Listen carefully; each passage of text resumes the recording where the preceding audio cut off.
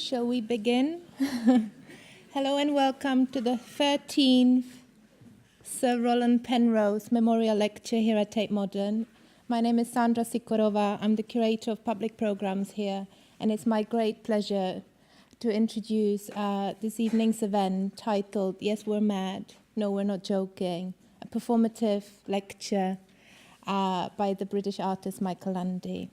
This event has been developed in partnership with the Elephant Trust, and I would like to take this opportunity to thank them for their support, especially Ruth Rattenbury, who's been essential in making this happen, so thank you. And this evening, one of the trustees, Professor Dawn Addis, will be saying a few words about the Elephant Trust and also introduce Michael. Dawn Addis is a professor of art history and theory at the University of Essex, a fellow of the British Academy, and a former trustee of Tate. Dawn has curated some of the most important exhibitions internationally over the past 30 years, including Dada and Surrealism Reviewed, Art in Latin America and Francis Bacon. Most recently, she organized a highly successful exhibition to celebrate the Salvador Dali centenary at Palazzo Grassi in Venice in 2004, and an exhibition titled The Color of My Dreams, the Surrealist Revolution in Art at the Vancouver Art Gallery in 2011. She was the associate curator at Manifesta 9 in 2012 and is currently working on an exhibition on the German Dada artist Hannah Hoch. Just briefly, before Dawn comes to introduce Michael, I wanted to talk about the format of the event. It's a kind of mix of performative lecture. There'll be also a Q&A and a raffle towards the end, which is very exciting, and I hope you all have a raffle ticket and you'll have an opportunity to win Michael Landy's artwork from the Saints Alive show. That's currently on at the National Gallery until the end of the week. And at around 8:10, we'd like you to join us for a drink in the adjacent staff foyer. So please join me in welcoming Dawn Addis. Thank you.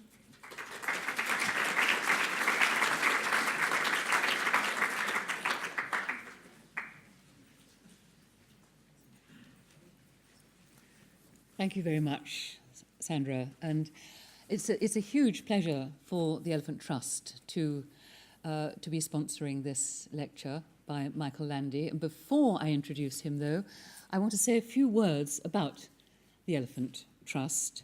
It was founded by Roland Penrose and his wife, Lee Miller, a great photographer, in 1975. Now, Roland was an artist.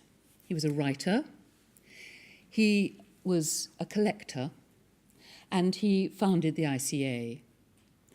Now, among his collection was one of Max Ernst's most important early Dada paintings, The Elephant of the Celebes. And I'm sure you're all familiar with it, as it is now in Tate Modern. And it was as a result of selling that painting to Tate that Roland was able to set up the trust to support young artists and art that wouldn't otherwise get any support from anyone. So that's why we're called the Elephant Trust, named after the painting. And one of the main criteria, I suppose, of the Elephant Trust, what we try and remember whenever we're looking through the applications, and I encourage all of you to apply, is to bear in mind at all times an original, inquisitive, open-minded, generous and unshockable approach to art in all its forms, with a bias towards the visual arts. This was more or less the injunction laid down by the original trustees, and we feel it embodies the spirit of its founders and remains the cornerstone of the Trust's policy today.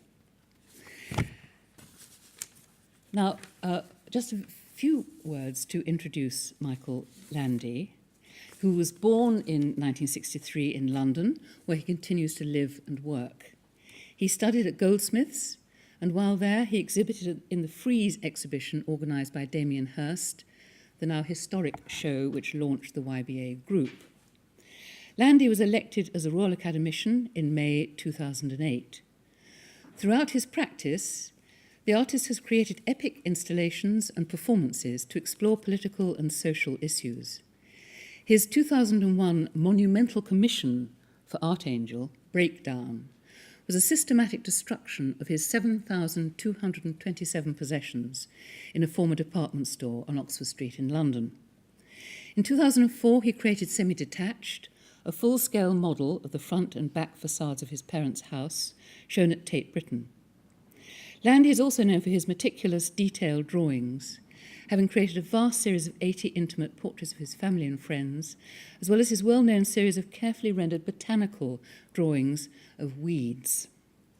Most recently, Landy was the artist in residence at the National Gallery, and his show there, Saints Alive, is still on until the 24th of November. So, Michael Landy.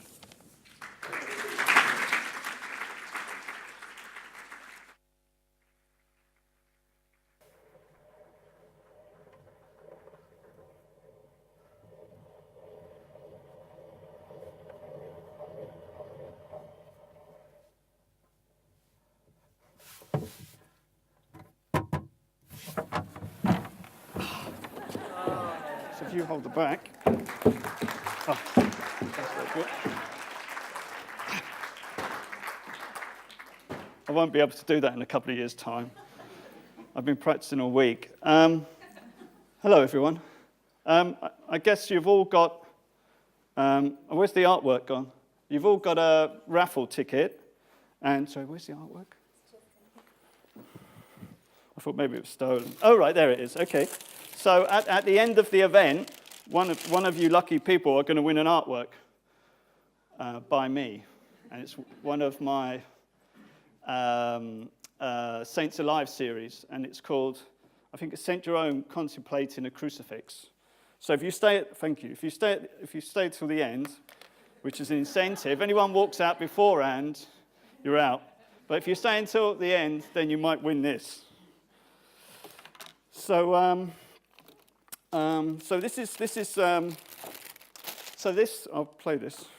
So this is Take Heart, and it's my first brush with the art world. Some of your own drawings and paintings in the gallery. It's a scraper board, and based on, I used to like daydreaming and look at patterns on wallpaper. That's me when I was younger. That's not actually part of the talk.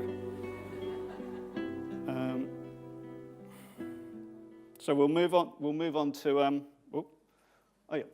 we'll move on to market. So this is at Building 1, former Nabisco factory at Building 1. Yeah, so it's a former biscuit factory, and in 1990, this is what it is. So it's called Market because it's like a totality. And I've been working on this piece for about a year. There have been a couple of other exhibitions called Gambler and Modern Medicine, which were organised by Carl Friedman and Damien Hirst and Billy Selman. And this is the third and final exhibition in this space. And it's basically, it's like a real scale market. And I liked the idea that, because it's kind of full of stuff, but at the same time, I kind of feel it's completely empty. So, because there's obviously nothing, there's no produce on the actual store. So I liked, at this point of time, I liked the idea of the everyday, really, and that's kind of something that crops up quite a lot in my work, the everyday. And I liked the idea that the actual stalls and, could also morph into work pieces, and the crates could also morph into a stack piece or a collect piece, which are kind of individual artworks from market. And so I liked it being fluid, and the idea that, it's like one of those kind of markets that kind of just come out of nowhere, and then, it can all be taken apart and put back together again, and then it kind of disappears at the end of the day. So it's kind of like harping on the idea that, that real things exchange between real people, and I like the idea of exchange, which is, so quite a lot of these kind of themes about the everyday crop up in my work quite early on with market. So I'm,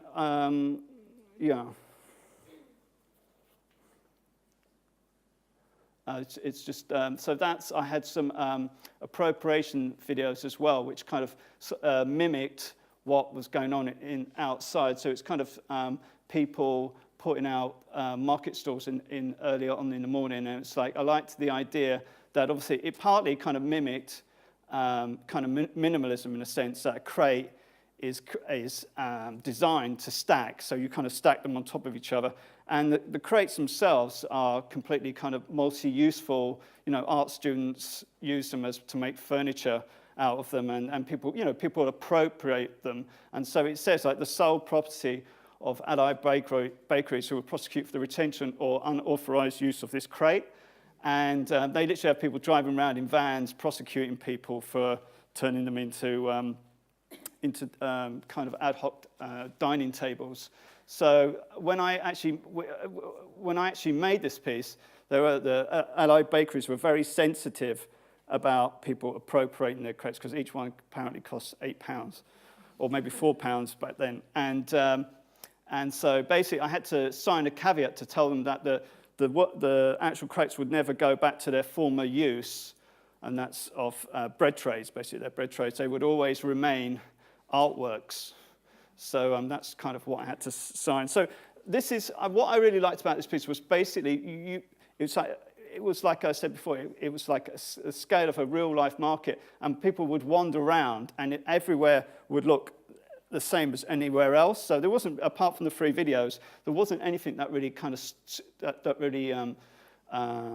stood out. So it was like, so you could be in any part of the space, and I like, as will kind of occur in later works, to treat everything the same. So I think this is kind of like a precursor to that, really. And this is a market stall, but then you could take all the elements apart and put it up against the wall, and it will become a work piece. So I liked that idea that, you know, it was a kind of, it was like, it was a kind of fluid thing, really, that all these things could also be recycled into other different elements. That's an appropriation piece. We hand washed all the, and waxed them all before the exhibition started. And so I was kind of very much into the idea of what, you know, the world looks like, and kind of really kind of copying that in some respects. And that's a work piece, and that's a stack piece. And then we're going to, and this is one, just a short, this is Mr. Cruzon. I think he's still in Camberwell Green, and he looks a bit like Joseph Beuys. And it's just literally kind of setting out his stall for the day. Just switch the lights on, please, in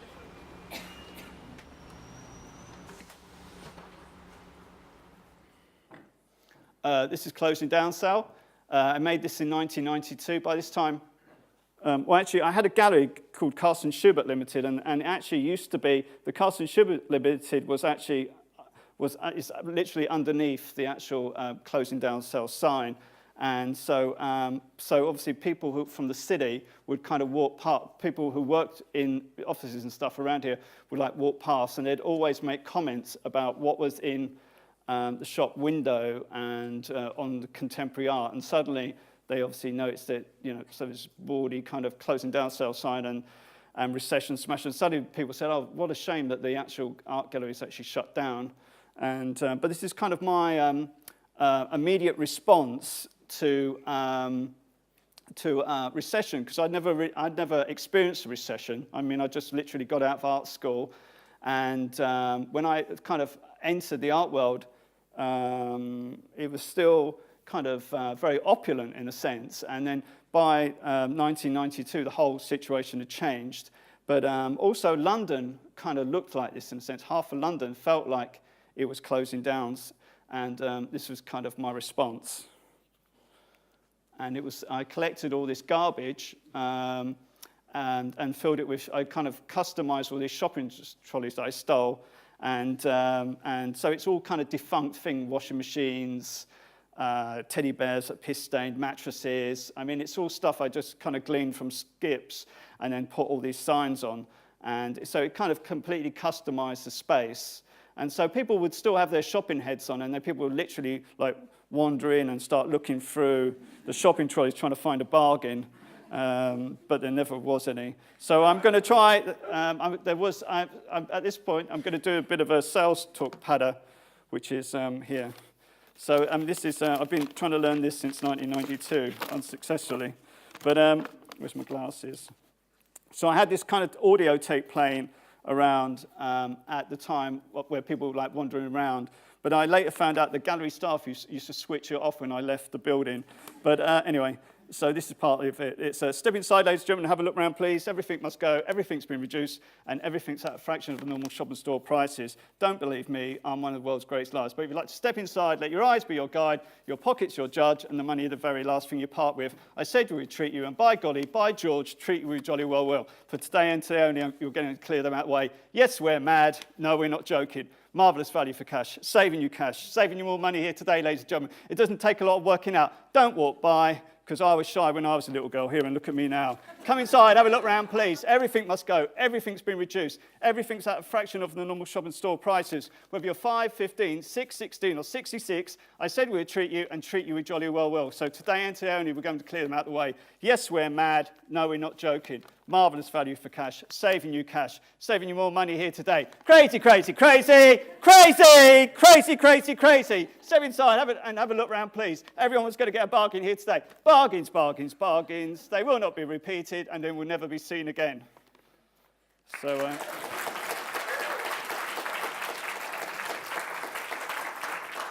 I won't be able to do that in a couple of years' time either. But, so it literally festooned everything. So it like completely customized this space. So, I mean, so value is obviously another characteristic of mine, and rubbish in one form or another. I mean, these are kind of defunct things that people have just thrown aside. It wasn't, as I said, it wasn't a very successful sale because we never actually sold anything. So so this is like basically like my kind of immediate reaction to like things were at one price one moment and a lot less the next moment, and I was just trying to kind of grapple with that. This is Scrapheap Services, and it's owned by the Tate for the last, I don't know, since 1995, I think it was, and this is basically, I'm just going to show one. Well, this is me, and it's like the beginnings of Scrapheap Services, because I wanted to make this fictitious cleaning company that got rid of people who no longer played a useful role in life. And this is basically the beginning of it. And this is an addition, actually. And by this time, I'd left my gallery, and I was like, I was out on my own. And obviously, so I had to kind of recreate this whole thing financially. So I was kind of having to deal with it financially and obviously having to create the piece as well. But I'm not going to say very much about that. And this is Michael Landy at home. And this is a piece of what I literally, as you say, it's 7 to 9 Fashion Street. And this is where I used to live. And by the time, I'd spent about 3 years in a basement making figures out of rubbish.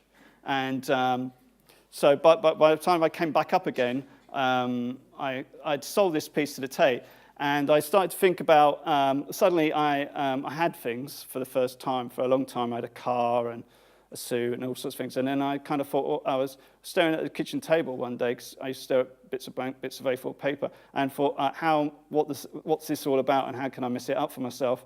And then I thought about destroying all my worldly belongings. So this is the beginnings of things, because normally I draw. That's kind of drawings are, I draw first of all, and I kind of draw out ideas. And this is all various ways that one could set about destroying your worldly belongings. So this is kind of the beginning. This is basically trying to open up a door to see if anyone's interested in the idea.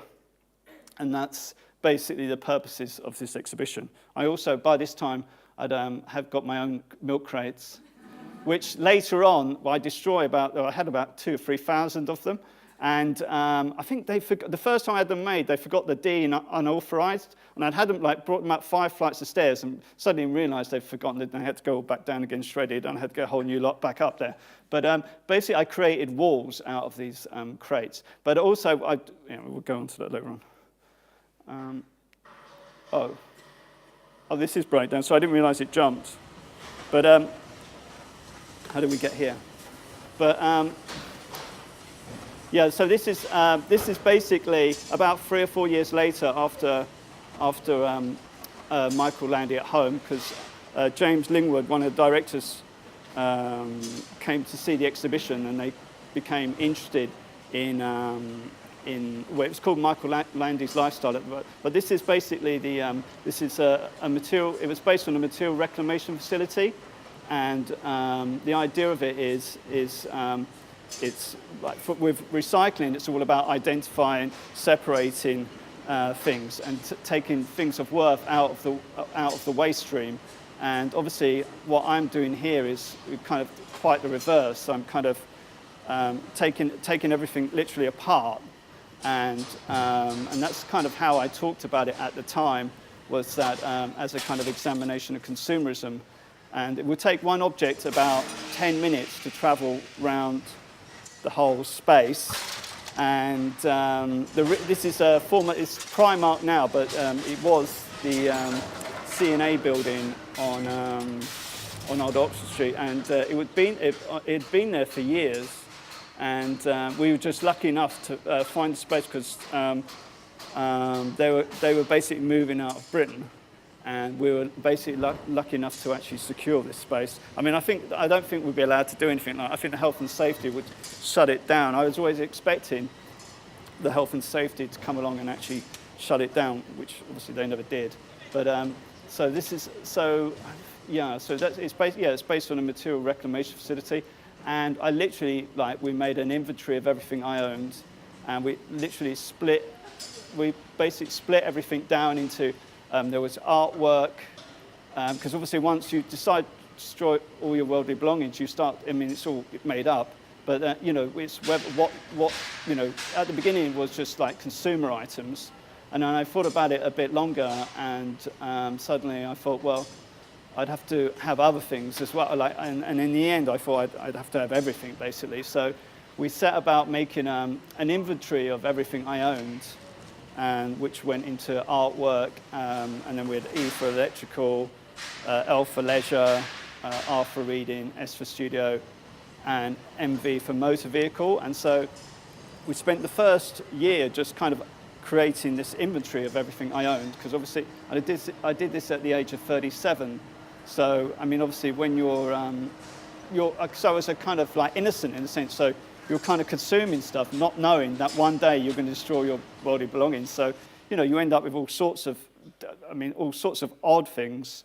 But so it's basically like trying to create this inventory, and obviously you become aware at the same time you're also trying to create your biography as well, in a sense, all through consumerist items. And at the same time, I also realized that also I would become a spokesperson for the 2-week performance. So you're not just destroying all your worldly belongings, but you're obviously having to talk to lots of people about why you're doing it, because people want to know why you're doing it, because obviously it's Oxford Street, it's a kind of mecca of shopping, and people are kind of wandering down the street buying DVDs, popping into Dixon's, go to Selfridges, and then suddenly they're kind of coming up against this chap who's destroying all his worldly belongings, and it's not an art gallery.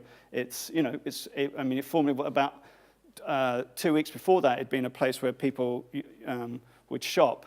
So I spent quite a lot of time trying to explain the motivations behind my actions, and I talked about all sorts of consumerist ideas about it being the number one ideology of our time, and kind of what motivates us about consumerism. And obviously at the same time I realized that it was, there were obviously, I had all sorts of different kinds of there were like things with like, financial value, but then obviously there were more sentimental things, and then it had things like artworks. And so there were all sorts of different ranges of values that were kind of coming through. And people would literally, I think the best way it worked was that people would see the little,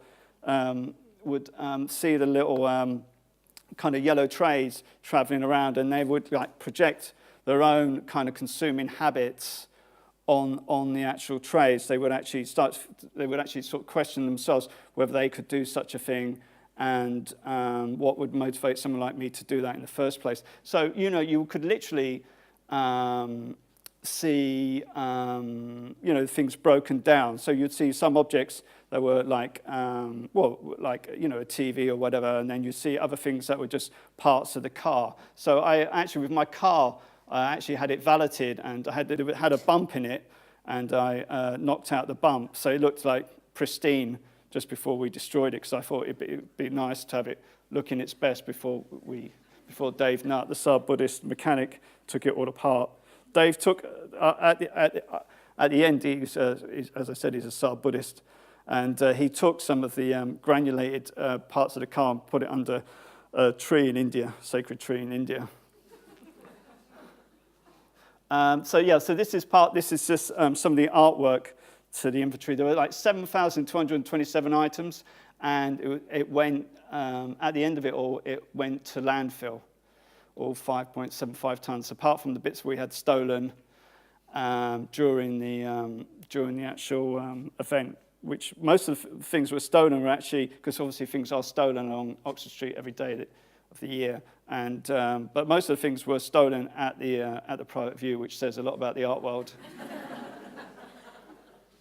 So this is part of the inventory. I'm sure there's big gaps. I've just jumped over that. I just can't quite remember now off the top of my head. But I mean, it was basically, suddenly, you're having to, because 50,000 people came to see it, so you're literally having to destroy all sorts of things that, aren't necessarily state-of-the-art things in front of complete strangers, which was slightly embarrassing. And but I kind of got over that, and obviously as time went by, because the kind of procedural guidelines we'd kind of written into it, it's all very kind of automated in a sense, and everybody had their roles about taking everything apart and separating it, and then we had like different kind of material categories for. So it's all, it's all kind of very mechanized. We had like, glass, plastic, so everything was kind of, like I said, it was kind of like a recycling system, but obviously it was, they're all kind of, so I did, part of Michael Landy at Home was I looked at different ways one could, I could give the things away, or I could destroy them, or I thought about lots of different ways one could go about doing this. And I was only without. I talked about it at the time. Was like I was very happy with my life. I wasn't a madman. Obviously, a lot of people have things taken away by acts of God, floods, and all sorts of things. And I was literally without something for about half an hour before someone gave me a Paul Weller CD, which was. I couldn't say no because I felt that was kind of slightly churlish. So. I kind of realized that within no time at all, I'd start having stuff again, and it's kind of like breathing. You can't avoid it in a sense, living in a Western society. You end up with stuff just coming through the letterbox or whatever. You just end up with it, and so I kind of, my concentration was the actual 2 weeks, and I called it the happiest 2 weeks of my life, and it was. It was like I felt very.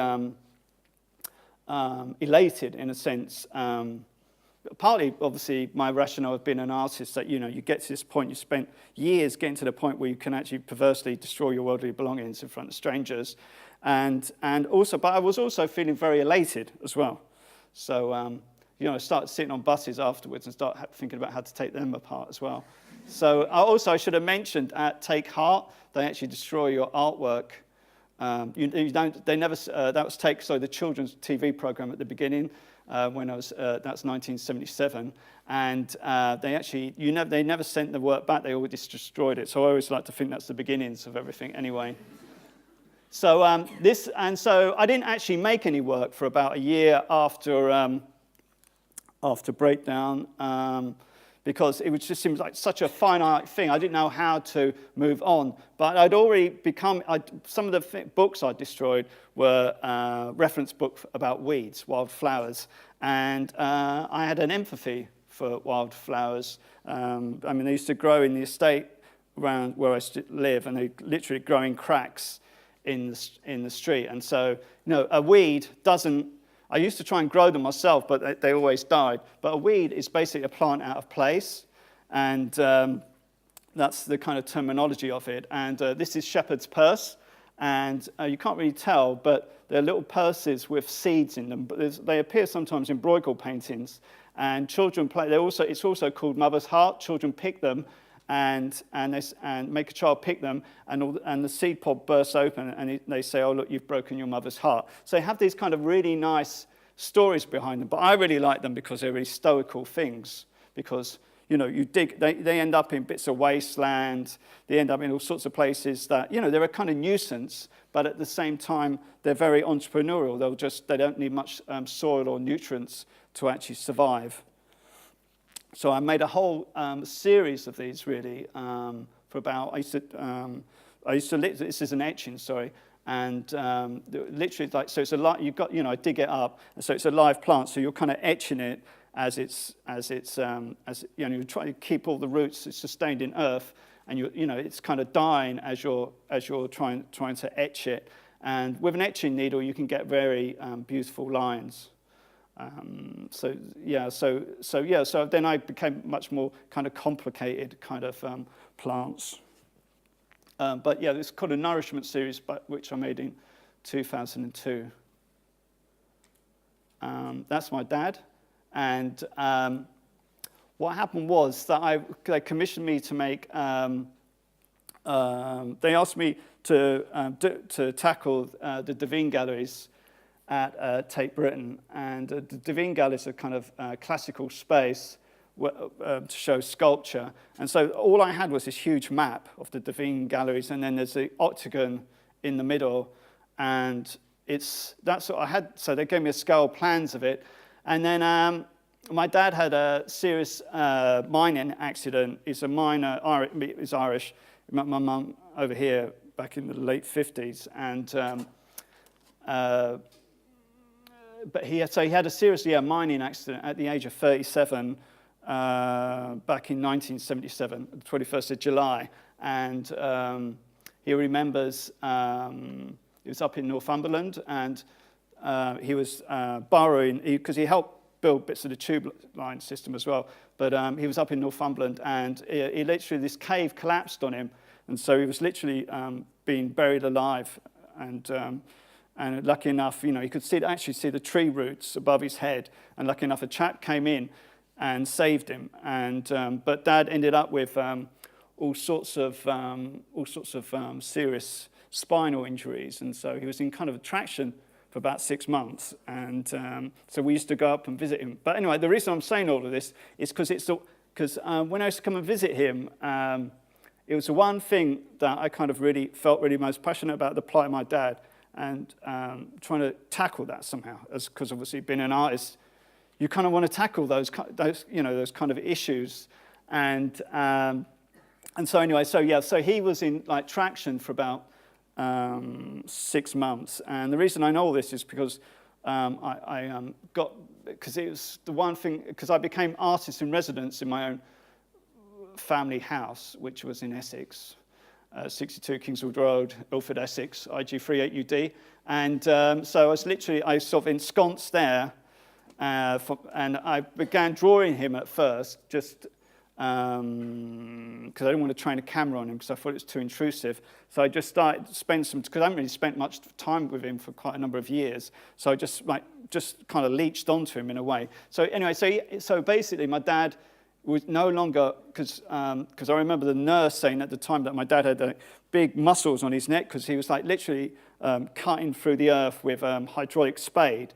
And so it's very primitive, but the only thing my dad ever wanted to do was be a tunnel miner. He didn't want to do anything else. So it's very similar to me, being an artist. I'd had like through Scrapheap Services, they were trying to retrain me to do other things. And that's partly why I kind of created Scrapheap Services to employ myself. So it became my own cottage industry to employ myself. And so all Dad liked to do was burrowing through the earth. Like, it was a godforsaken thing. I don't know why anybody wanted to do it, but that's all my dad wanted to do. So I got all these medical notes, and I remember reading that they basically wrote him off. Basically, they kind of terminology was that it's a complete wreck case. So it's like what one would talk about as a car, but they basically wrote him off. So he spent the next 35 years being looked after by my mother. So you can see, I mean, it's all kind of high-powered, kind of emotive stuff in a sense, and I just wanted to articulate that somehow. So I began with drawing him, and that's his bypass. That's one of his bypass. So it really is, the NHS is from cradle to grave. I mean, you can trace people's medical history literally through all these medical records.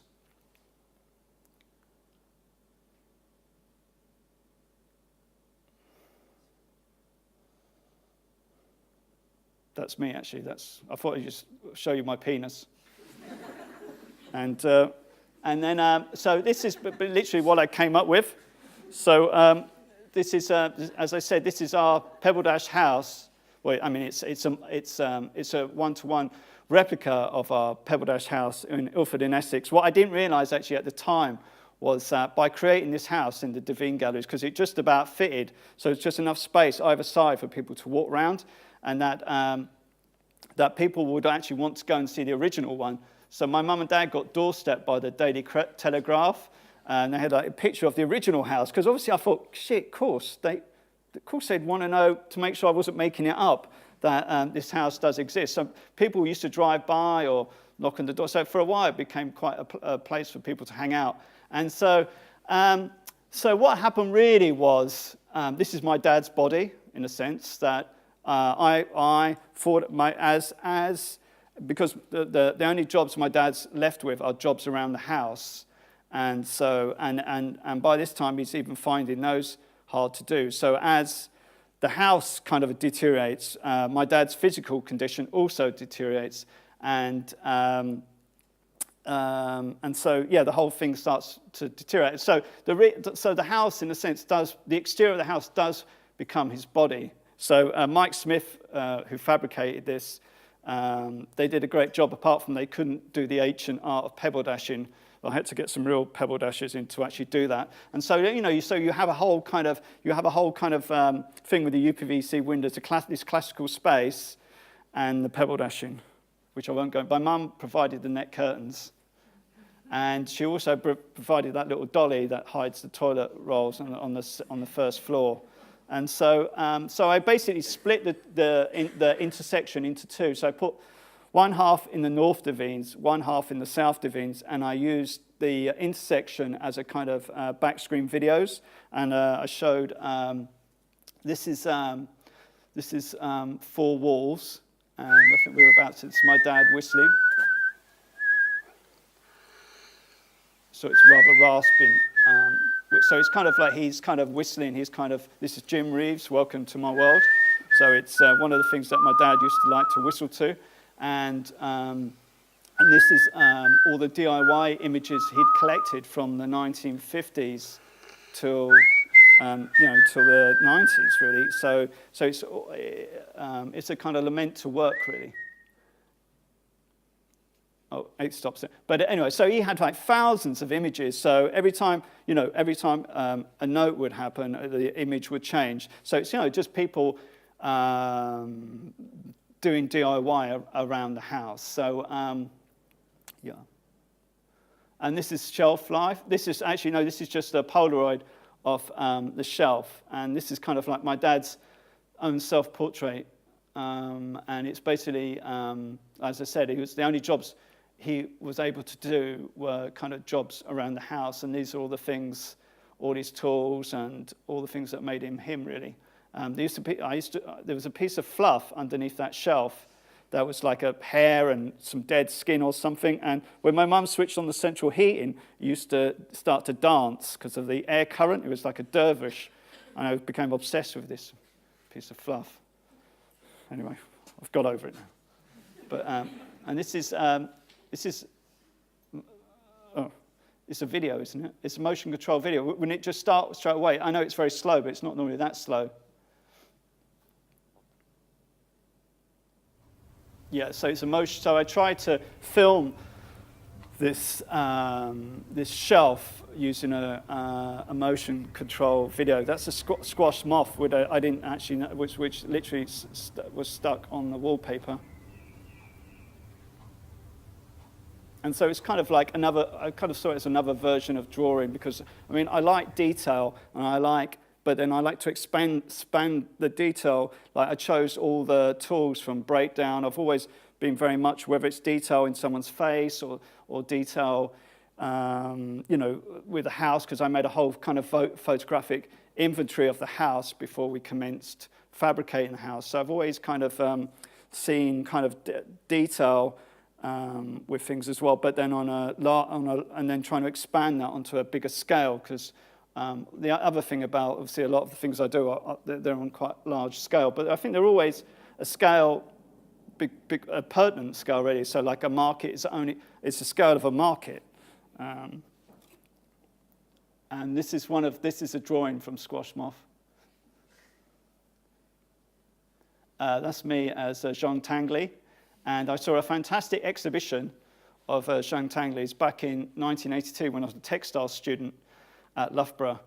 And I came down for the day, and also I got some book tokens from Vision On, Take Heart, and I destroyed those during breakdown. I forgot to mention that. I got some nice, Tony Hart, who used to present the program, gave me some book tokens, but obviously I destroyed those. But anyway, and the reason I mention this is because also I came away with a metamatic drawing. The metamatic drawing is, John Tangley, is a Swiss kinetic artist, and he made very anarchic kind of sculptures. So you put your foot on the welders, and it would basically animate the sculpture. And it's all made out of junk, and sometimes it would work, and sometimes it wouldn't.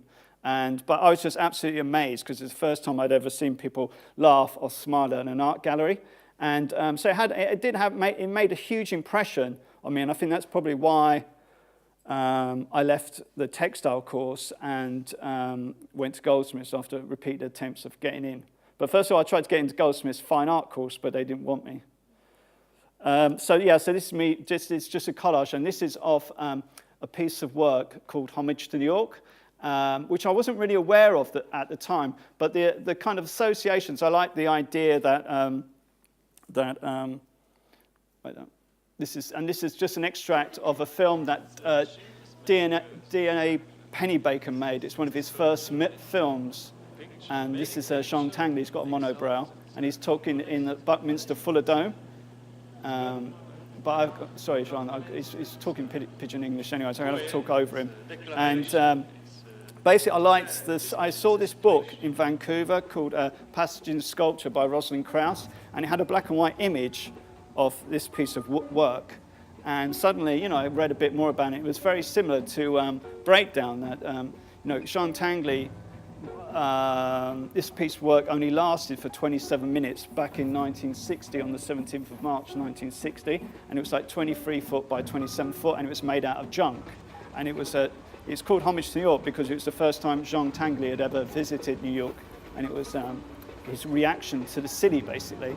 And he wanted to make something that was at complete odds with the skyscrapers and the whole kind of permanence thing. He wanted to somehow escape all of that and make something, in a sense, some respects he wasn't responsible for, that would have its own, he called it an intensive life, and this thing would actually destroy itself and over 27 minutes. But actually, ironically, it's actually the New York Fire Brigade that destroyed it in the end. It didn't actually destroy itself. But I became very interested in recreating this work, which I failed on. But obviously, because it existed, then it had a copyright implication. So suddenly, I had to try to get copyright clearance, which I failed to do. But I'm still trying. I haven't given up yet. but I'm still alive. I'm still going. So here was his kind of immediate response. He called it like Chinese fireworks. So it's like his immediate response. So like how sometimes sculpture can be very fixed. He wanted to kind of go beyond that, and he talked about it as being a kind of like life itself. He liked it being like it's kind of like ephemeral life, and that's a portrait of me. And I made can't remember how I get from homage to New York to drawing portraits of people, but that's kind of what I do. I guess, like I was saying earlier on, I mean, I like detail, and I was kind of spent like 2 days torturing people whilst I drew them. So, I mean, they were literally like, I don't draw from photographs, I literally drew from people about this far away. So I started with drawing myself, and then I moved on to my whole family, and then I moved on to friends and acquaintances. So I made, I don't know, about 80 portraits altogether. Because I mean, I began, like you saw the scraper board at the beginning. I mean, I began being an artist through basically copying stuff out of books, and the school teacher said I was good at that, and how wrong they were. And then so I think it was kind of my way into being an artist, really. But then, you know, for years I'd stopped drawing. I didn't draw at all whilst I was at Goldsmiths. And so I drew my whole family. So it's kind of embarrassing when you first sat down to people and you stare at them about this far away. And then people deal with it in all sorts of different situations. Some people want to talk to you. I try to always be quite neutral. If people wanted to talk, I'd talk. If they didn't want to talk, I was quite happy not to talk. But it was, I remember like looking at my sisters, that's one of my sisters, and like, look, we hadn't really looked at, you don't really look at people. I mean, you know, you don't really look at people. And so suddenly you're looking at people, you know, right into their face. And obviously I'm in power because I've got the piece of paper and the pencil. And obviously, I mean, I've tried to bully some people if I could get away with it. It's just, and that's my other sister. This is all my family.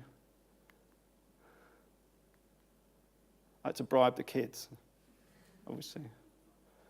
And then I don't know how I get from one thing to another. I'm sure there are other works in between, but anyway. And this is Artbin. And I was slightly intrigued by, at the time of breakdown, like all the hullabaloo over the destruction of artworks. And I guess this is the South London Gallery. This is in 2010.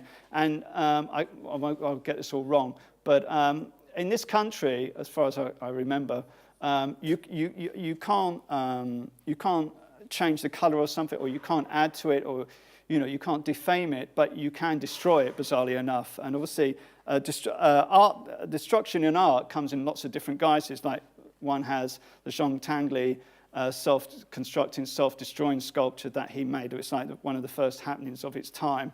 And then obviously you have other examples of like Rauschenberg erasing the de Kooning, and that's a kind of like a collaboration, or Man Ray's Object to be Destroyed. But then obviously you have the Reformation, you have the suffragettes. I mean you have lots of different ways to do it. But anyway, so I've always, as I said earlier on, I mean I've always been interested in worth and value, and obviously, and also, I mean I talked about this as being a kind of monument to creative failure. So, I mean, I asked artists, and principally artists, to destroy their artworks. I did ask collectors as well, but they'd have to obviously ask the artists, which I'd imagine would be quite difficult for them to do that. So everybody had to sign a form to say it was their artwork, or they'd had the permission. So I liked this. I like the structure itself. They basically almost took up this whole space. And obviously, a bin is one is supposed to put rubbish into a bin. And part of the reason I'm interested in, rubbish is kind of our leftovers from societies, and it's the stuff we've become very good at getting rid of. We just, we've created all these systems to get rid of it all because we find it so offensive in a sense. There's rubbish on the moon. There's rubbish on Mount Everest. Wherever humans are, there's going to be rubbish. I mean, it just kind of follows us around. So, but this is obviously artwork. This is different. And basically, yeah. I mean, became interested in what I really liked about it, because after a while, one thing would start to morph into another thing, and one artwork would pierce into another, or it would shatter onto it, and then suddenly you weren't so aware, because I was talked about it as once things were in the bin, in a sense, everything had the same value, in a sense. So, because they were never coming out of the bin. So, you start to kind of aestheticize about it. So some people would literally lock their doors, their studios, and they wouldn't, you don't psychologically know what to deal with this stuff. So I obviously offered that service as well to get rid of all the whole practice. But, but I was quite happy if people wanted to get rid of things they liked. It's entirely up to the artist, whatever they wanted to do. So it was quite odd, the opening, I remember. It was more like some kind of public kind of flogging or hanging, like some very weird kind of atmosphere that I'm not sure if I want to be associated with. But so yeah, it's a 600-meter cubic bin, so it's a big bin to fill. I did actually want it to go on tour, but we couldn't find anyone to take on tour. But I'm actually going to make this recreate this in Yokohama in Japan. So so you had like well-known artists, completely unknown artists, art students. We had the Camberwell School of Art next door. Some people put it on their CV as like part of a group exhibition, I guess. And some people like looking into the bin and see if they could spot anything famous. I did ask Damien Hirst to put some work in the bin, which he did. But all the young people just wanted to get out of the bins, and then they could create a whole new life for themselves. But I said no. So as I say, things start to kind of mesh and mingle in together, and as you say, you kind of start to aestheticize it. How am I doing with time? 10 minutes, okay. 15. Oh, 15. That's the cast of my face. Someone decided to throw that in the bin, and so this is. Because when I destroyed all my worldly belongings, more or less immediately afterwards, like I was saying earlier on, I had to front up, talk to people about consumerism and like being the number one ideology of our time and how we construct our whole lives through it, but also what I became very aware of was. How kind people are, because I thought, people common denominator, but I actually found people, surprisingly, quite open to the idea of breakdown. Anyway, so I came away thinking I'd like to do a project about acts of kindness, and but obviously there aren't any acts of kindness in art galleries. So I had to find the right forum for that to occur, and Anyway, a roundabout way, it ended up on the London Underground. And I became interested in, one day I was just sat on the tube one day and someone, gave their seat up to somebody, and then I kind of started to kind of intellect, why would one do that? And, when one doesn't have to do that. And so then because I'm interested in part of what, probably what you notice, I'm interested in the everyday. So I talked about it as... like everyday acts of kindness. There's George Frederick Watts, he's an RA, but he also created a memorial for people who lay down their lives in the Postman's Park in the city of London. But my things were much more about the everyday kind of stories about, you've got a bit of shaving foam on your ear, and then someone points it out and you get rid of it. Just very simple stories. So I kind of wanted why we talk about us being less kind than we were maybe 30 or 40 or 50 years ago. Some people believe that the advent of Thatcherism, because I left school in 1979 when Thatcher came to power, was the end of the kind of Beveridge kind of kindly society, that we became much more individualistic, and obviously part of what Scrapheap Services was about was the kind of, it kind of felt at the time the kind of mass unemployment, in a sense, from, things closing down. So anyway, so I kind of thought about, because the whole thing about kindness is that you have to involve yourself with other people's emotional needs, which is slightly precarious because it has an unknown outcome. So it's like kind of, it's that kind of idea of connecting yourself with a complete stranger. And so it's like that kind of idea of self to other. And so I had to come up with a way of obviously visualizing this and getting the idea out to the traveling public. So the thing about this is a short film that I made. I was on the Victoria line about a year ago, just 2 days after I'd broken my arm at a stag do. I made a valiant attempt at dressing for work that day with my arm in a cast, but was unable to do my shoelaces. A girl sat opposite me asked me if I'd like her to do them, and with a nervous giggle I agreed. I thanked her and made a conscious decision not to ask her for her number, as I didn't want to sully her beautiful gesture. She's fit as well. It's a short film. That's the actual person who sent in the story, but I also made some short films for Random Acts on Channel 4. So suddenly these stories start to spring up throughout it's just on the central line. But the thing about the London Underground is obviously, the majority of it's underground, so you don't see daylight. And people behave in all sorts of good and bad ways. They always say about the British, they're quite rude, or Londoners in particular, they're quite rude. So I just kind of wanted to question that fact, the idea, have we become ruder? And so people would send in their stories. We created a website. Well, I also had a website for Artbin as well. People could send in their artworks as well, because I also forgot to mention it was also the first curated bin ever. And because I did actually turn people away as well if I felt the things weren't good enough for the bin, which really messed up with their minds. But anyway. And this is another short film. I was in the pit of a severe depression, sitting on the tube, staring at my knees, trying not to cry. I could just see the man opposite me, folding a piece of paper. The train stopped, and in my lap the man placed the piece of paper, which he had folded into a beautiful little white horse. He smiled and left the train. A light appeared in the pit. See, I love that story. Just the idea that, this woman feels not connected, and then suddenly someone makes a little paper sculpture for her, and is too embarrassed.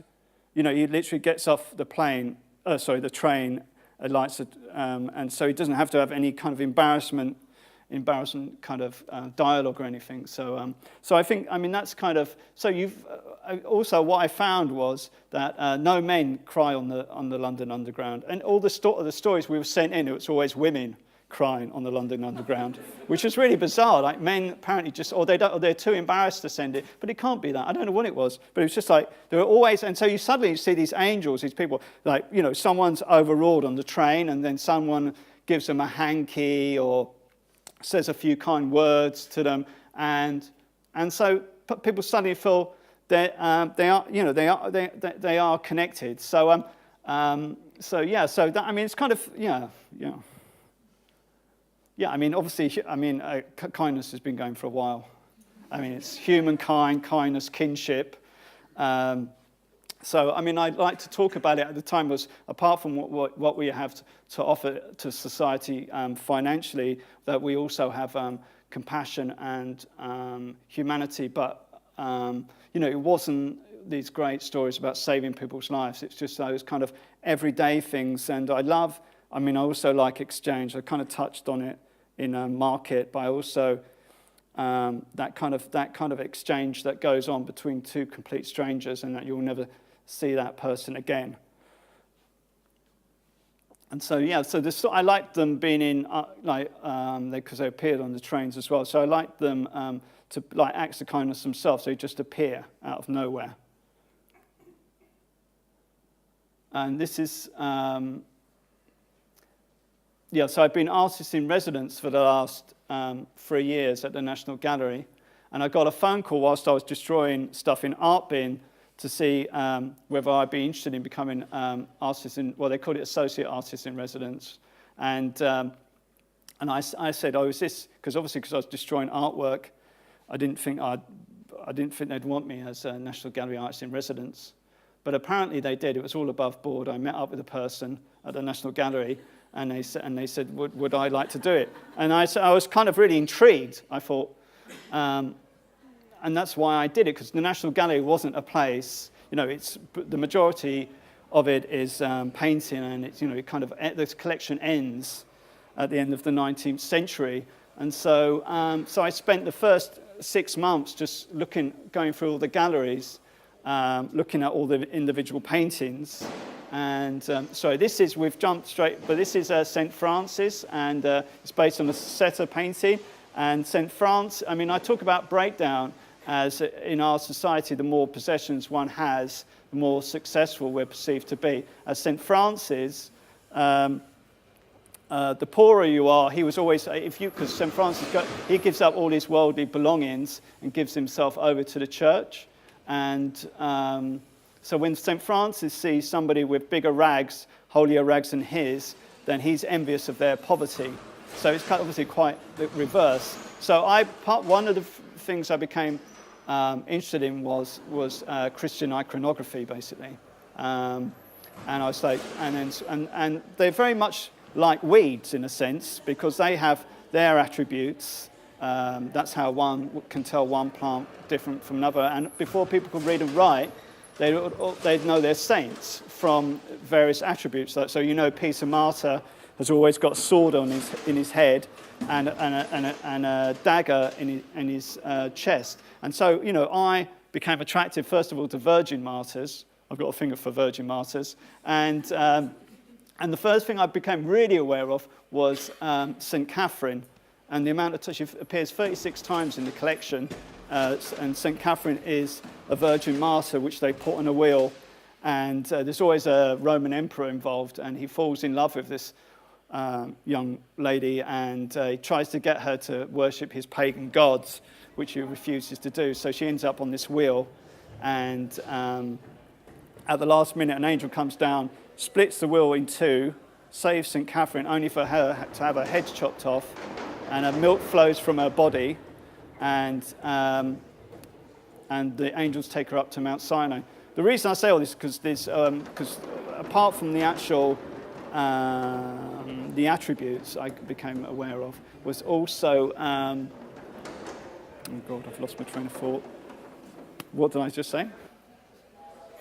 Oh God, the attributes. Sorry, this is St. Catherine. Well, some of the things that say on it is it's like spin the wheel of martyrdom, and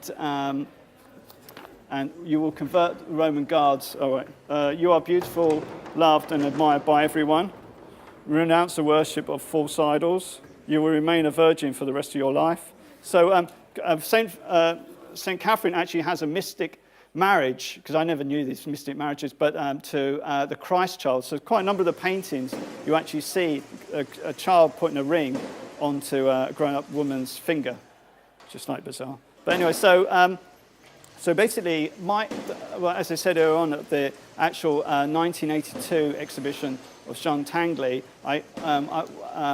and my kind of being amazed by people, laughing and whatever in the art gallery. So apart from the collection, the other thing I became aware of was it was free to the public, and people do weird and wonderful things in front of paintings. So I knew I wanted to also somehow involve the public in the sculptures, and obviously these are kinetic sculptures which I'm asking people to participate in. People actually come into the National Gallery bizarrely to destroy things. I mean, the last people to do that was a suffragette, and so people come in. Part of obviously the remit of this is St. Apollonia, the remit of the National Gallery is to preserve and conserve things. So I think they were slightly freaked out by the idea. She defaces herself. There's only two of her in the collection, and her attribute is the tooth, because they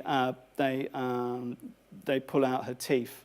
But this is from a Lucas Cranach the Elder painting, and she has kind of beautiful red vertical lines. And so I've always wanted to make a sculpture that defaces itself. And she's a very foreboding character. So I liked the saints are also destructive. Like I said, there's always a Roman trying to say you should worship my pagan gods. They always refuse. It always ends up in their death. And so it's that kind of. So I like that kind of auto-destructive nature of the saints. And this is multi-saint.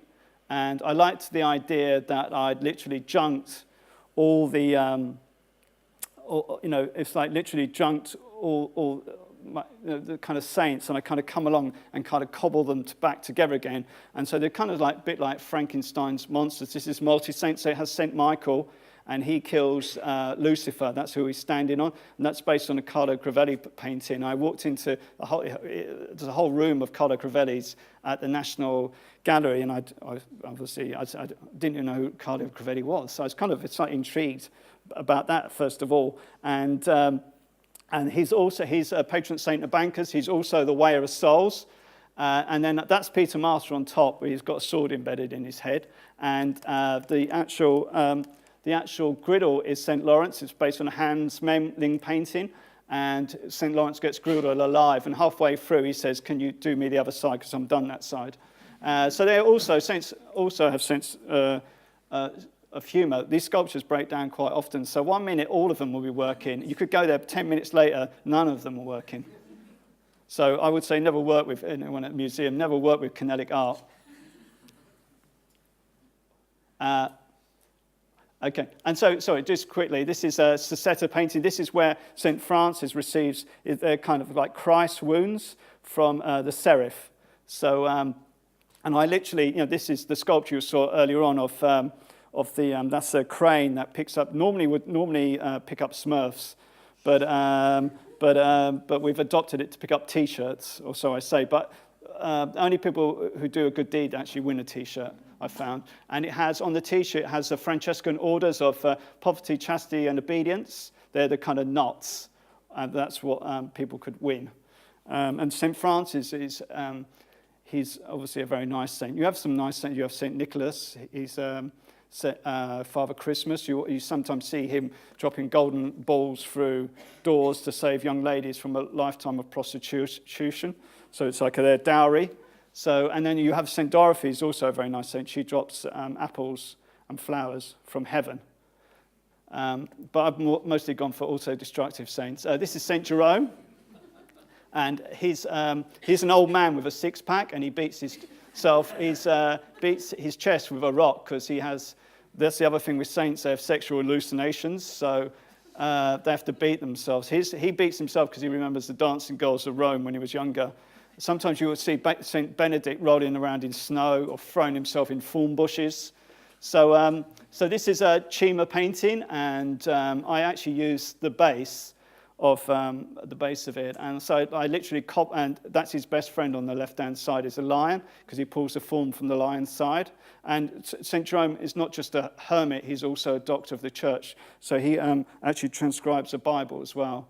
This is the Cima painting of Doubting Thomas, and that's the painting you saw, the sculpture, kinetic sculpture you saw earlier on. It's more like a boxing bag, because I put it on a spring, and the finger's got a metal tip to it, so it kind of creates its own kind of stigmata in the side of Christ's chest.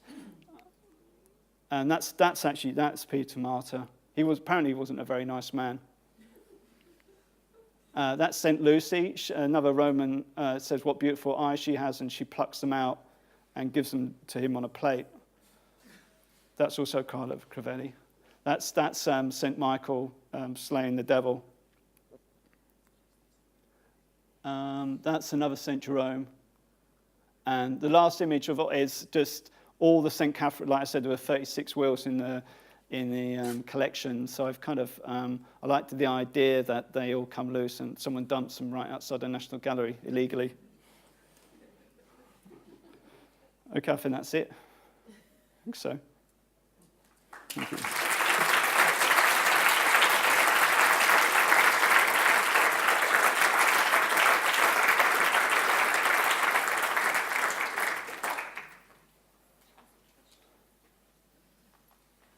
No, let's skip this bit and let's all go for a drink. Come on. Oh, yeah, we could do the raffle, sorry, yeah. It slipped my mind there for a moment.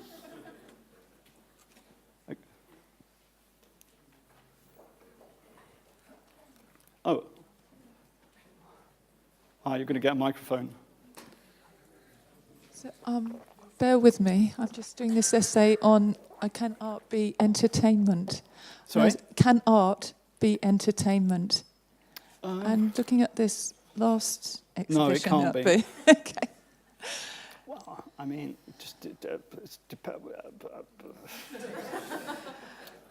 well, I think people have found it amusing. I mean, obviously, some people have found it amusing, some people found it profound. I mean, I can't legislate what people... No. What their own personal... and I wouldn't want to, their own personal interpretation is. Obviously, like I said, yeah, I as an 18-year-old, when I saw the Shung Tangli exhibition back in '82, then it did have a big effect on me, and I guess I did... I mean, the National Gallery is a very proper place. You know, one doesn't touch things, you don't... paintings don't make a noise.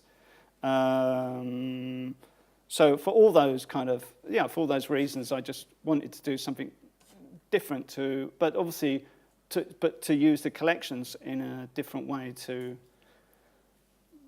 how it'd been used before. Did you walk around while the audience, can we say, were there and listen to their comments and things?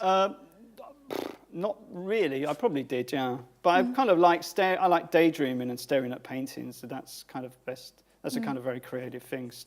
Daydream and then thoughts pop into your head. But with your own work, I mean, with your own exhibition and how. Oh, I know. I don't. Because that film, people start to. No, I don't. No, it's a very odd thing that a lot of artists don't go once. You spend all that time getting to that stage, you know, all the production and whatever work, and then once it's open.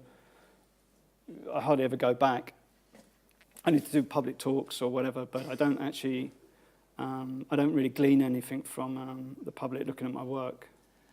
And so, what's your next project, Gareth?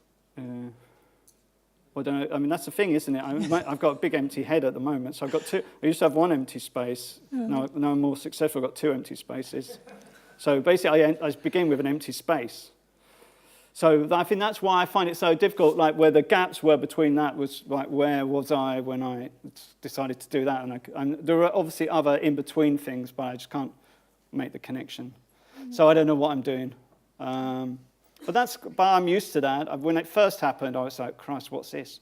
But now it's happened quite a number of occasions. My gallery is fully aware of it.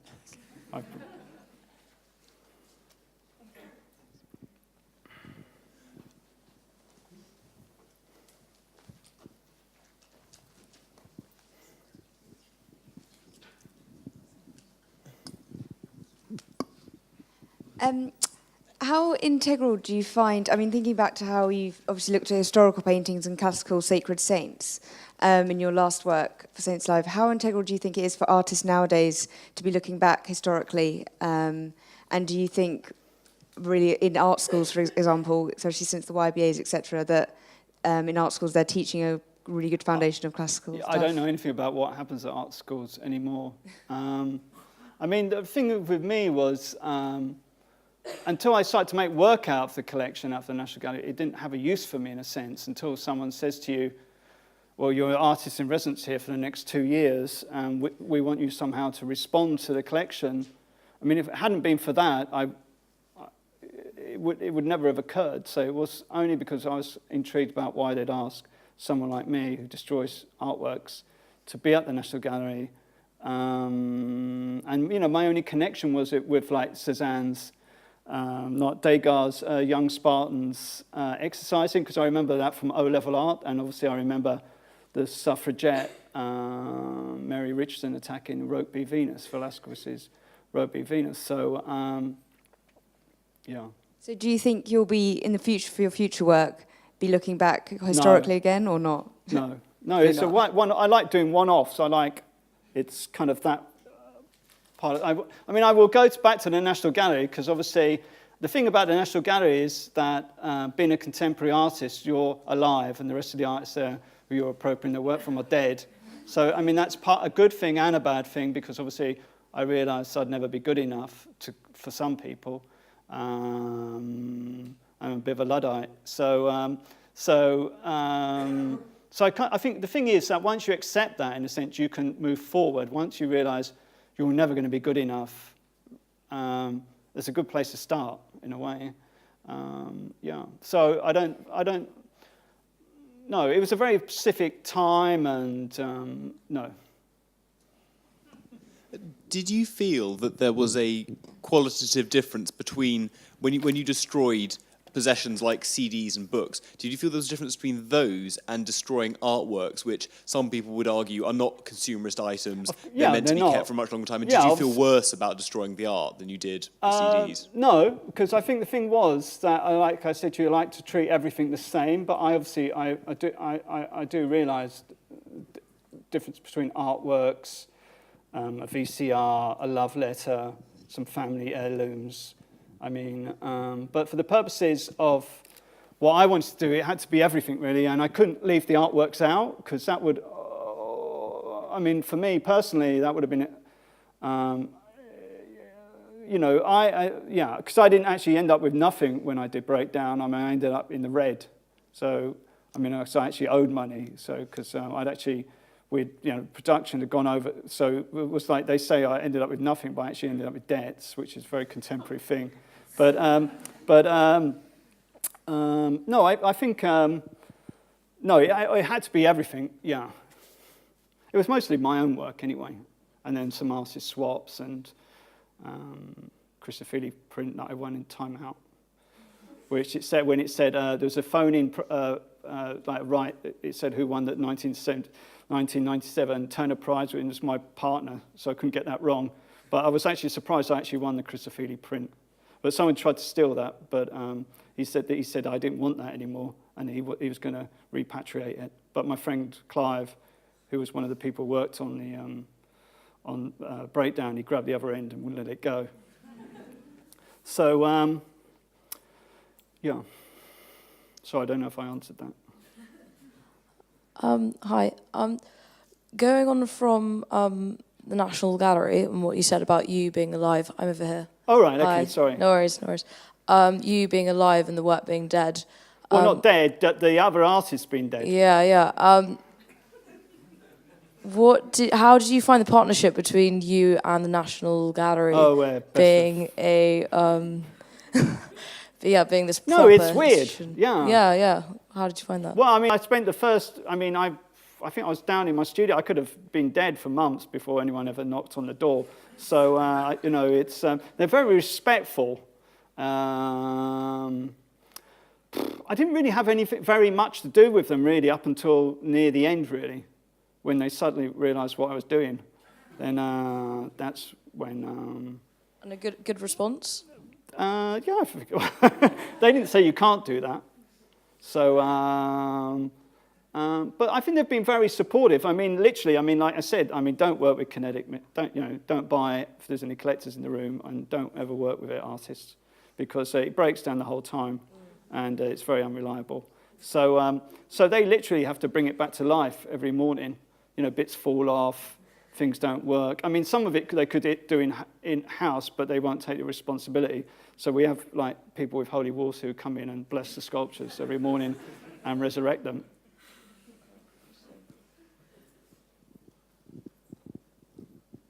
You think I'm joking?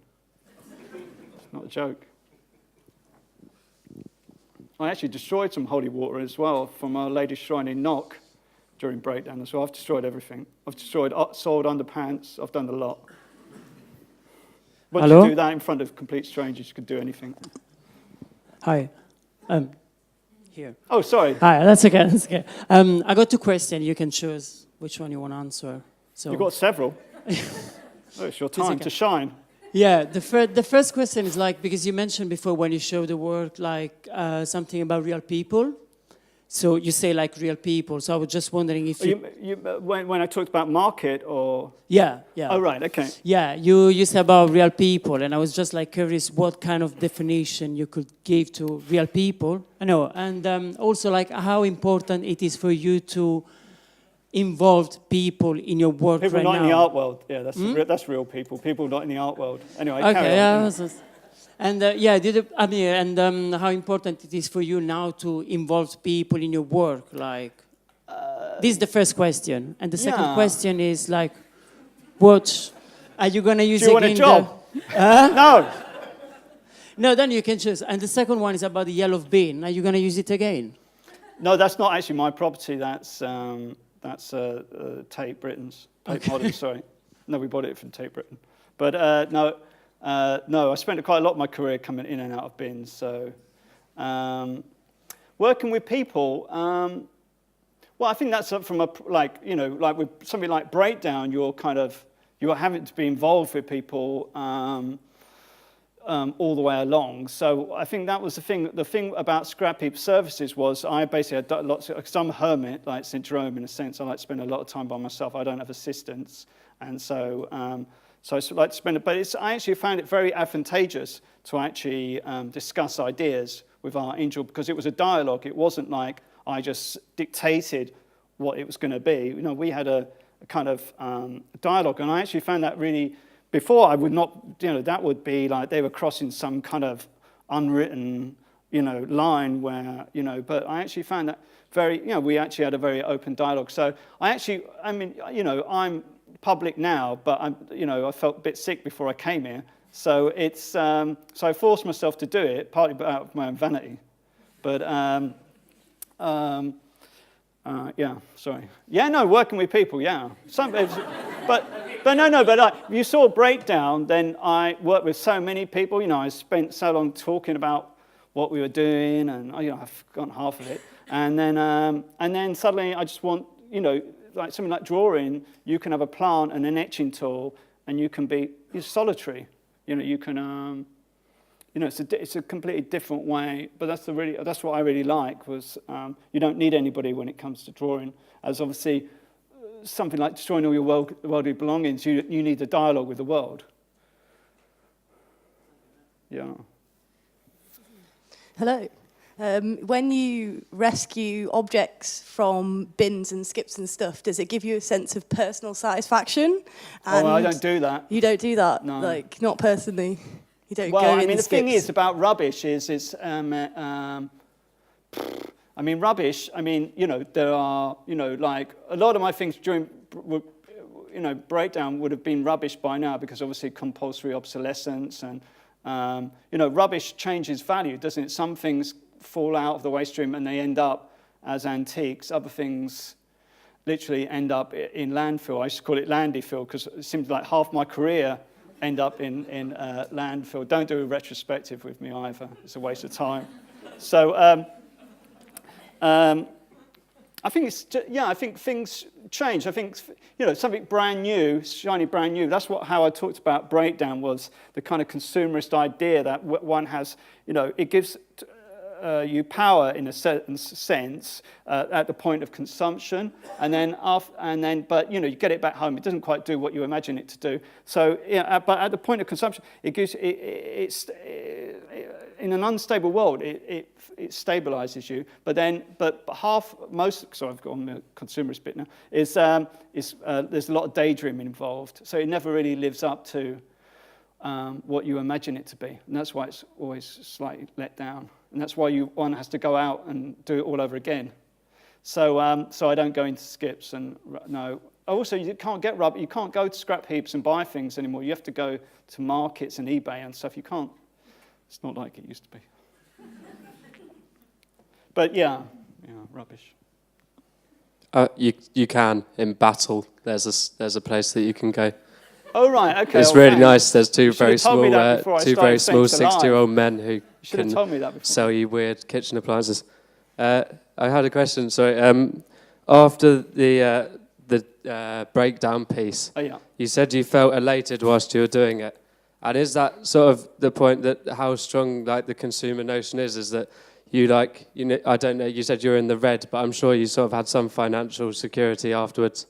And was it not that you were enjoying the fact that you would have to consume all of these items again? Or were you, was there some kind of reaction to that? Because if I got rid of all of my belongings, there would be some excitement at getting them back again in whatever fashion they came. Well, yeah, I mean, obviously, if one has some money, then obviously you can, to a certain extent, create a new biography for yourself, can't you, via... Have you bought other stuff since? Or are you still since 2001, yeah.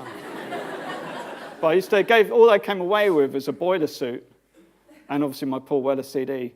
Sweet. But No, I mean, I talked about it at the same time. It's like, obviously, you live in a Western society, like I mentioned, it's inescapable in the end. You can't, unless you go off to a desert island or somewhere, you can't. It's kind of unavoidable, and much more so now than 20 or 30 years ago even. So, because it's seeped into kind of all our lives, so in lots of different ways. So, yeah, so I called it the ultimate consumer choice. But obviously, at the same time, I realised I was also the perfect person to sell to, because they'd probably like all of us to do that, probably destroy all our worldly belongings, so then we'd have to go out and buy a whole new set of whatever duvets again or whatever. So, but that's not why I did. I was interested in what I talked about it at the time was the experience, I mean, of people coming to see it, and I was interested in what they personally took away with them. That's what, that's what I was really interested in, what you come and you experienced it, because it was very different actually, because it's a live thing. It was on from 10 till 6, shopping hours, and Fridays till late, and so it's a very people had a very emotional or kind of reaction to it. Thank you. Would you consider destruction in art to be an absolute form? Would you like? Hi. Ah, yeah.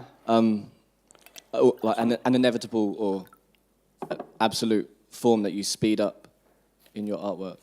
Sorry, say that again? Would you consider the act of destruction to be an absolute end in art? The way you've destroyed... Well, I think artists destroy things the whole time, don't they? They kind of edit themselves, or a whole new art movement comes along and kind of dissipates what went before it. I mean, the futurists believed in destroying museums, and libraries and things of the past. So, I think it's just, it's part of my practice. Thanks. So I don't think I answered that. Yeah, should we go to the last question? And the raffle's not rigged, if that's what you're going to ask. Hi. Was it your plan to go from Seven Kings all the way to the National Gallery? Because actually I'm from Seven Kings, so my mum here. Oh, right, okay. Yeah, so it's kind of a strange kind of background to come from, kind of urban area to come to this artistic kind of spectrum. I mean, I ensconced myself in our family house. I mean, we moved there from the in the early 70s. So, like I said to you before, it was it's the one thing that really I had to articulate as an artist, because people, whether it's objects or people, so get overlooked. So I took, but obviously, I mean, it's only an artwork in a sense. It didn't make my dad's disabilities to go away. So Seven Kings and National Gallery. It's probably an exhibition there somewhere. Yeah.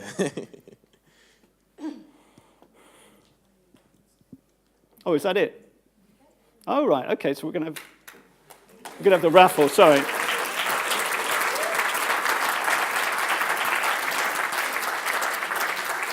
Where is the? Who's got the bin? Actually, she got a question. I was going to ask you about your drawing. You said you went through long periods without drawing.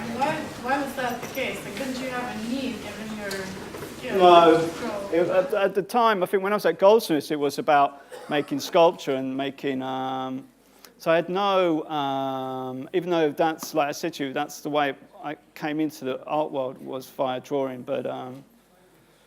no, I put it to one side. It just didn't seem the place to do it. I mean, I loved life drawing, and I spent 2 years on my foundation course just drawing leather jackets and rubber plants, and basically literally anything that was in front of me I would draw. Did you want to be a conceptual artist instead, or? I want to be all sorts of different things. Anyway, so this is the bin. There's only one bin, there aren't two bins, so you can see my hands. I'll come out here just in case you think there are two bins. Oh, I should have had two bins. Shit. Anyway, that's a mistake on my part. I put the bin on top of another bin.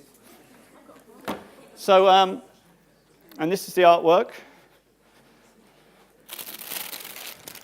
So you've all got your raffle tickets. Okay. So I'm going to put my hand in the bin.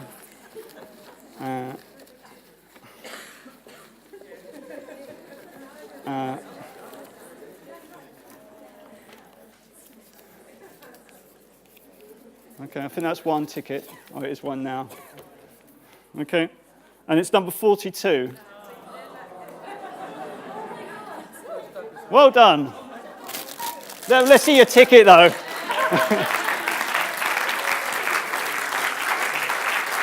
Well done. Thank you. I was literally just saying I've never won. Well done. Yeah, we'll give you a bit of tape to tape it up, and can we have a picture taken with the lucky winner as well? You got a picture? We don't know each other, do we? No, you're not related to me, so here you go. No. Thank you. Okay. Sorry, this is my friend. Yeah? Well, well done. But we best put some tape behind it. Do you want your lucky raffle tickets as well? Yeah. Yeah. Okay. Thank you. No, congratulations.